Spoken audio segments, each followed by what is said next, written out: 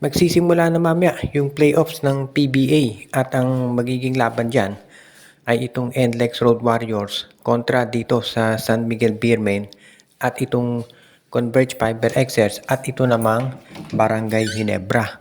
So magiging exciting yung mga laban mamaya, asahan natin yan. At syempre, itong balita natin ngayon, mukhang itong NLEX Road Warriors daw ay maglalaro na yung kanilang rookie na si LJ Gonzalez para dito sa Road Warriors. Samantala naman, ito namang San Miguel Beermen, alam natin kumpleto na yung lineup nila. Kaya sigurado na pipilitin na niyang tapusin yung serye kontra dito sa Road Warriors hanggat maaari para naman syempre maaga sila makapagpahinga at maging ready na dito sa susunod nilang makakalaban. Samantala naman, itong Barangay Ginebra at itong Converge, yan yung matindi talaga. Twice to beat advantage itong Converge Fiber Xers. Pero alam naman natin na may advantage yung Ginebra pagdating dito sa coaching experience ni Team Cone kumpara dito kay Delta Pineda. Kaya isa yan dito sa mga pag-aaralang mabuti sigurado ng management ng Ginebra at syempre ng Converge. Kung ikaw ang Converge, gusto mong matapos na kaagad itong serye dahil kapag nagkaroon ng winner take all, syempre dyan lalabas yung experience ng Ginebra at syempre yung home court advantage dahil alam naman natin, pinaka-popular na team yan. So kung ikaw ang Converge, dapat i-consider mo na yung laban na bilang must-win na rin para dito sa kanila. Kaya nga asahan natin na magkakaroon ng matinding labanan dito.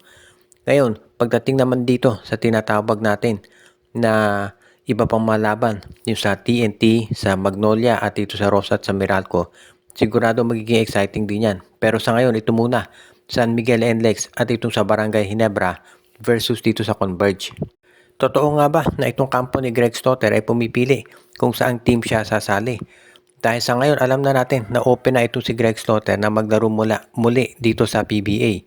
At base dito sa mga lumalabas na mga reports, mukhang ito raw si Greg Stotter ay baka pumili dito sa San Miguel Beermen at sa Converge Fiber Xers. Alam natin na nagkasundo na itong si Greg Stotter at nag-apologize na si Stotter dito sa SMC. So, ibig sabihin parang clear na at pwede na siyang bumalik dito at maglaro para sa kanila. Ngayon, magdedepende na lamang yan dito sa usapan kung papayag itong si Coach Leo Austria na makuha si Stotter. Alam natin na base ito sa regarding sa mga dating reports, ito raw si Greg Stotter ay inofera na dati ng San Miguel pero tumanggi ito. Pero ngayon baka magbago na ng isip si Stotter at pumayag na maglaro pagdating dito sa San Miguel Beermen. Dahil syempre kung ikaw naman ito si Greg Stotter, gugustuhin mo talaga na maglaro muli dito para sa San Miguel dahil ito ang pagkakataon na siya manalo ng kampyonato at maraming fans na makita itong posibleng tandem ni Stotter at nitong si Junmar Fajardo. Kaya nga kung sakasakali magandang development yan para dito sa San Miguel Beermen kung makukuha nga nila itong si Greg Stotter.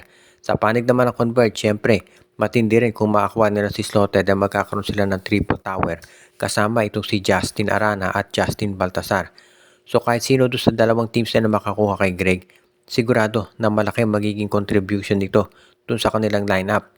Hindi araw-araw makakakuha ka ng 7-footer kaya alam natin na magiging matindi yung i-offer na tulong nitong si Stotter dito man sa Converge o kaya dito sa San Miguel Beermen.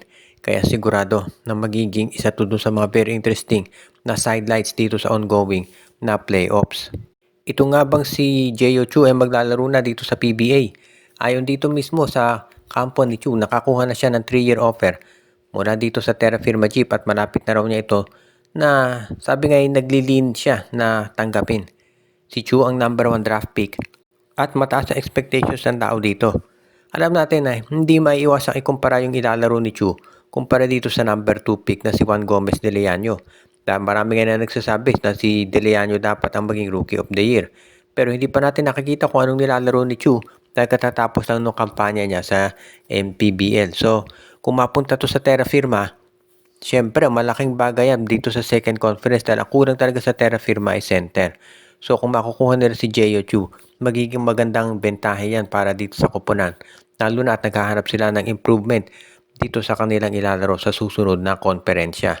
Alam natin na mayroong presyo dito kay Jeyo Chu na mag-deliver. At sigurado naman nagagawa at gagawa ito ng paraan para maipakita na siya talaga ay deserving na maging isa dito sa mga tinatawag na top players ng Terra Firma at pati na rin ng PBA. Kinakailangan lamang siyempre na mag-develop talaga at ipakita ni Jeyo Chu kung ano ang kaya niyang gawin. Pero sa ngayon, mukhang ready na raw itong si Jeyo Chu na magkaroon ng tinatawag natin na matinding development to sa kanyang physical. Dahil medyo sabi nga nila kinakailangan magdagdag ng muscle itong si Chu para makaharap dito sila Mar Fajardo, si Justin Arana at yung iba pang mga big men dito sa PBA. Pero para sa Terra Firma, excited lang sila doon sa prospect na makuha na itong si Jeyo Chu dahil yan talagang inaabangan nila ngayon at gusto nilang makasiguro na talagang ito'y masasama dito sa kanilang roster. Dahil kung ikaw naman itong si Jeyo Chu, talagang yan ang aabangan mo.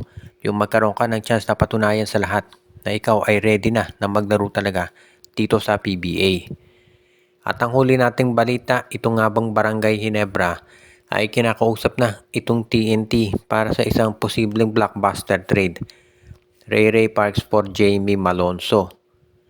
Alam natin na ito si Malonzo ngayon mataas ang value dahil dito sa pagkalipat niya o yung magandang laro niya dito sa Southeast Asian Games. At may mga nagsabi na ang priority ni Malonzo ay Japan B-League. Pero kung i-offer kaya ng Ginebra na i-trade dito si Malonzo dito sa TNT at ang makukuha na makapalit si Ray Parks, hindi ba fair trade yan? Alam natin na merong ban dito kay Malonzo na 3 years dahil nga nagdesisyon siya na maglaro sa Japan. Pero pwede naman niyang bawiin ng PBA kaagad-agad. At sigurado ako susuportahan ng PBA ng Board of Governors itong pag-lift ng ban kay Malonzo kung makukuha ng TNT itong si Jamie. Kung ikaw naman itong TNT, Malonzo for Parks, obviously fair yan. Parehong magaling na players itong si Malonzo at si Parks. At alam natin na si Ray matagal na gustong maglaro sa Barangay Ginebra. Alam ng lahat yan. Samantala naman ito si Jamie Malonzo, magiging mas malakas ang TNT kapag nakuha nila ito. So hindi natin masasabi na merong malulugi sa nasabing trade. Ngayon lamang, kinakailangan pag-usipang mabuti kung ito ba talaga yung magagawa ng Barangay Ginebra. At syempre, kinakailangan unang-una kung makumbinsin nila si Jamie Malonzo na bumalik dito sa PBA. Sa tingin ko naman, hindi mahihirapan ito si Malonzo sa PBA at siguro na-realize niya talaga na mas madaling magkaroon ng trabaho o ng karera dito sa PBA kaysa sa Japan B-League. Mas malaki nga ang sweldo mo sa Japan pero hindi naman garantisado. Katulad niyan, dapat multi-year contract pero after 5 games nilaglag na siya. So sa tingin ko mas bagay nga kung maglaro na siya sa PBA kahit na matrade siya sa TNT, kapalit naman itong Ray Parks na mapupunta sa Ginebra. Binabati natin yung ating mga taga-subaybay na sila Jonel Alagon, si Malyaring Mascareñas, si Katsakino Dokusin, si Mon de Guzman, pati na rin si Anthony Alon, si Michael D, si Ireneo Salangsang, si Dexter Domer, si Enju, si Anthony Alon, si Joshua Giray, Espejo at Rosales family, Jonel Alagon at ang iba pa.